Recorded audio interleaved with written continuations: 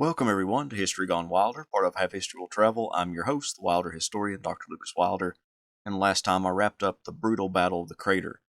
Now I'm animating Ulysses S. Grant's second attempt to cross the James River at Deep Bottom to accomplish a multitude of goals. If you like what I do, please consider subscribing to the channel if you haven't done so already, join the Patreon page, and purchase something from one of my online stores. Every little bit helps. Thank you.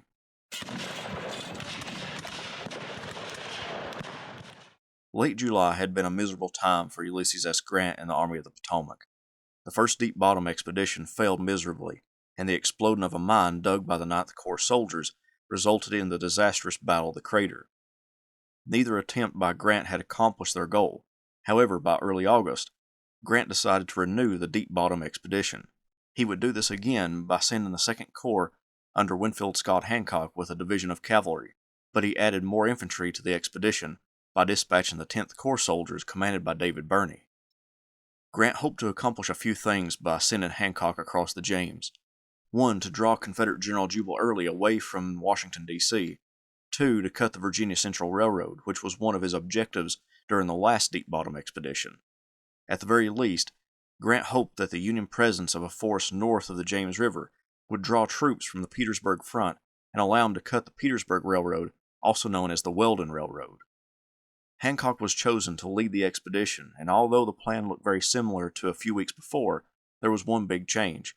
The 10th Corps and the cavalry would move across at Deep Bottom, but the 2nd Corps would go aboard ships and steam down the James. This would give the illusion that more of Grant's troops were going to Washington, but in reality the 2nd Corps would just steam out of sight and return to Deep Bottom at night, hopefully luring the Confederates into a false sense of comfort. From August 13th into the 14th, the 2nd Corps performed their ruse, and the other troops marched across the bridges at Deep Bottom. Alfred Terry's division of the 10th Corps was ordered to attack at dawn on the 14th.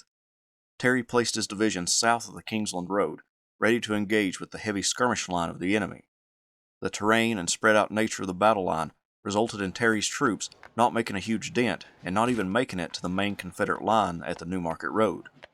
Terry grew concerned about his men's lack of movement and dispatched Joseph Hawley's brigade from its reserve position to the left flank. Terry then ordered Hawley and Pond's brigade to charge. The Federals picked up numerous Confederate skirmishers, and with Robert Foster's brigade wheeling to the west, they eliminated a large number of enemy skirmishers and could now deal with the enemy on the New Market Road. One Union soldier found that the skirmishers had prepared breakfast, but the attack forced them to abandon their food. He wrote, "Our men, breakfastless, snatched at the freshly cooked rations of bread, cooked in the peculiar southern style, and skillets with coals, and at the strips of fat bacon, while waiting for the arrival of their own cooks with baked beans and coffee, satisfy the sharp monitions of their healthy Yankee appetites with the captured food."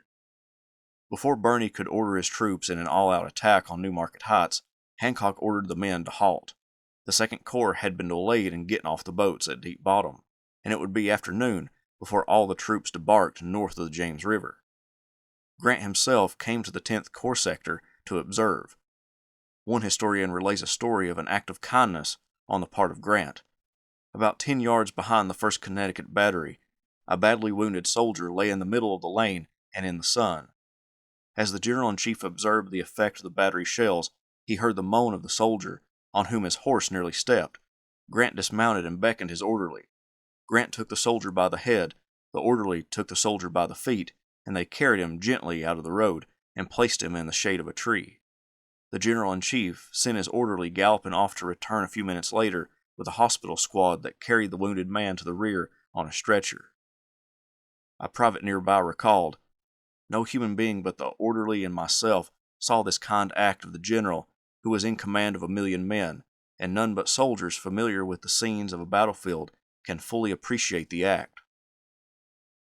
Grant looked at New Market Heights and told Birney that the 10th Corps would not make an assault on the Confederate works, but to form a junction with the 2nd Corps to the east. Cohen's brigade and part of Hawley and Foster's brigades connected to Gershom Mott's left flank near Bailey's Creek. On the extreme Union right, Barlow's division was sidling around the Confederate left flank. Oscar Brody's brigade advanced against a brigade of Georgians across Bailey's Creek.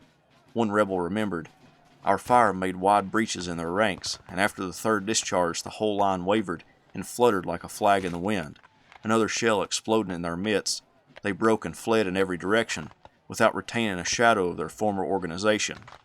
In their frantic haste to get out of range of our murderous shots, they threw away guns, equipment, and all their warlike paraphernalia.